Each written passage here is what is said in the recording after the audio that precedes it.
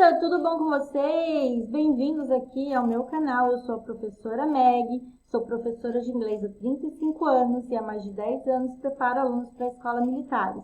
Essa semana vamos começar uma série de revisão para a prova da Escola Naval. Então, se você quer dicas valiosas que vão te ajudar a resolver essa prova de uma maneira mais fácil e mais rápida, fique aqui comigo. Mas antes, não se esqueça de apertar aqui o sininho, se inscrever no canal, assim o YouTube avisa você todas as vezes que eu postar um conteúdo como esse. Vamos lá! Na nossa aula de hoje, vamos falar sobre um tópico gramatical que é muito recorrente na prova da Escola Naval, que é o causative form. Então, vamos lá. Na verdade, o que é o causative form? Causative form é todas as vezes que no português eu digo que eu fiz alguma coisa, mas na verdade não fui eu quem fiz, alguém fez por mim. Então, por exemplo, a gente diz assim, eu cortei o cabelo no sábado passado. No português, você entende que não fui eu que cortei o meu cabelo, que talvez eu tenha ido aí a uma cabeleireira ou um barbeiro. Assim como quando eu digo eu lavei o meu carro na semana passada. No inglês, nós vamos usar a forma causativa, que ela funciona um pouquinho parecido aí com a voz passiva, só que no lugar do verbo to be como auxiliar, nós vamos usar o verbo to have ou às vezes o verbo to get. Aí nós vamos ter um objeto e em seguida vamos ter então o verbo no particípio passado, que é a terceira coluna. Vamos ver como isso funciona numa questão da prova. Então, ele diz assim, ó, qual a sequência melhor completa a conversação abaixo? Então, ele diz assim, Mary's car broke down yesterday. The mechanic said it will take him 4 days to fix it this time. Again, I can't believe it. Então, olha, falando de uma ação que aconteceu no passado. Então, nós vamos precisar do verbo to have, certo? No passado, mais o carro, que no caso é o objeto aí do conserto, e o verbo consertar no particípio. Sendo o fix um verbo regular, ele vem aí com a forma de ed. Então, vamos ver qual das alternativas é a alternativa correta. Então, vamos lá. She fixed the car? Não, porque não foi ela que consertou o carro. She had fixed the car? Também não. She has the car fixed? Então, aqui nós temos sim a estrutura do have, mas ele está no presente. Então, eu estou dizendo a few days ago. Esse ago é um advérbio que significa passado. Então, a alternativa correta aqui seria She had the car fixed.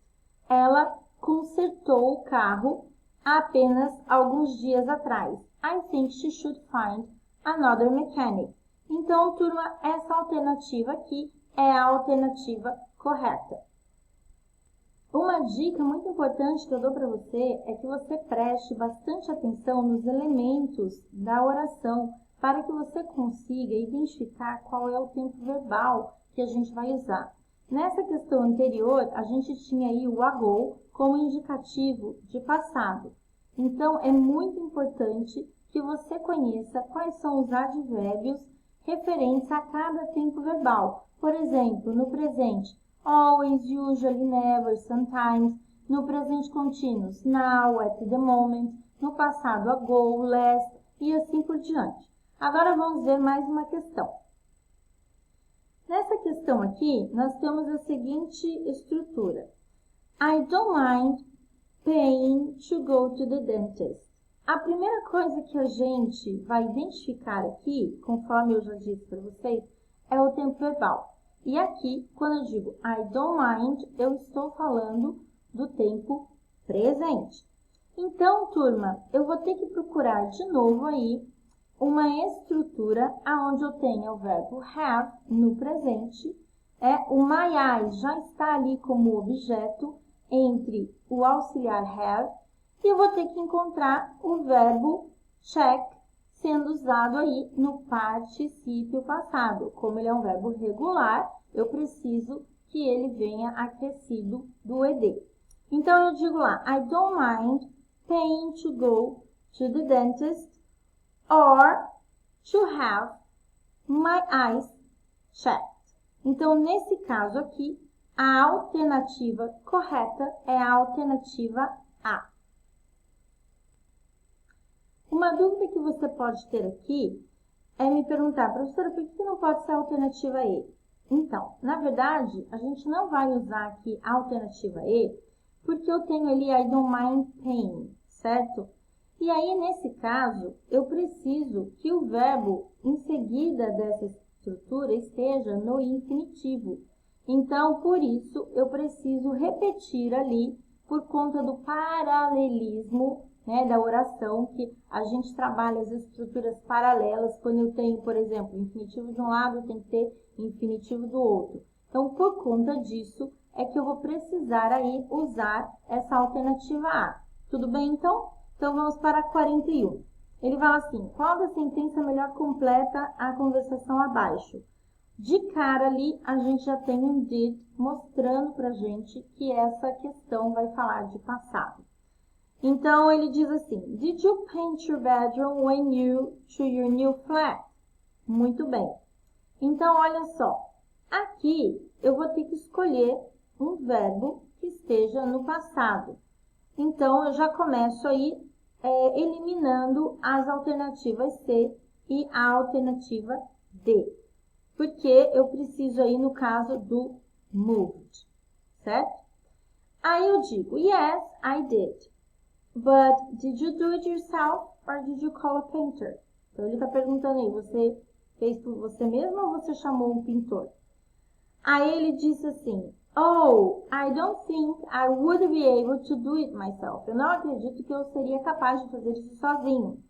Então, o que ele quer dizer? Que alguém fez por ele. Então, eu tenho que procurar aí o verbo to have no passado e o verbo pintar no particípio. Pintar é um verbo regular, ele vem com ed. Então, analisando aí as alternativas, onde a gente teria no número 1 o moved, eu vou ter lá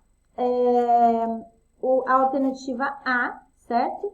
E a alternativa E. Só que, considerando o fato de que na número 2 eu preciso do verbo have no passado, a alternativa correta aí, no caso, então, seria a alternativa E, onde eu tenho moved, had e painted. Então, na próxima questão que eu vou comentar com vocês, a gente vai falar sobre expressing agreement. Quando a gente trabalha expressing agreement, nós temos que pensar no seguinte. Quando a minha questão está na afirmativa, e eu vou concordar com essa questão, eu vou usar o sou mais o auxiliar da questão, certo? E mais o pronome. Então, vamos lá. Pronome. O sou mais o auxiliar mais o pronome. Então, eu digo assim, I have finished the report. Então, se você também terminou o seu, você vai dizer para mim, so have I. Porque nesse caso, o meu auxiliar é have. Se eu dissesse I finished, você diria so did I. Ou então, você pode dizer I have to. Mas, se eu estou falando na negativa, a gente vai falar da seguinte maneira. I haven't finished. I haven't finished the report yet. Eu ainda não terminei o relatório. Então, como é que você vai concordar comigo na negativa? Você vai dizer, neither have I. Ou então, I haven't either. Então, turma, é muito importante que você consiga identificar isso, né? Porque esse tipo de questão também é um tipo de questão envolvendo auxiliares muito comuns aí nas provas da escola naval. Então, vamos ver uma questão a respeito deste assunto. Olha só, aqui ele coloca assim, choose the best reply to this statement. Então, escolha a melhor resposta para essa sentença. I haven't seen the King's Speech yet, que é aquele exemplo que eu dei para vocês usando aí o present perfect. Então, eu tenho aqui a negativa, I haven't seen. Então, eu vou ter que concordar usando o neither, né? E o have na afirmativa. Então, a alternativa correta aqui seria essa, a alternativa A. Neither have I. Bom, chegamos ao final dessa dica de hoje. Espero que ela tenha sido útil para você. E não se esqueça, se você ainda não está inscrito no canal, se inscreva. Assim o YouTube avisa você todas as vezes que eu postar um conteúdo como esse. Muito obrigada e até a próxima!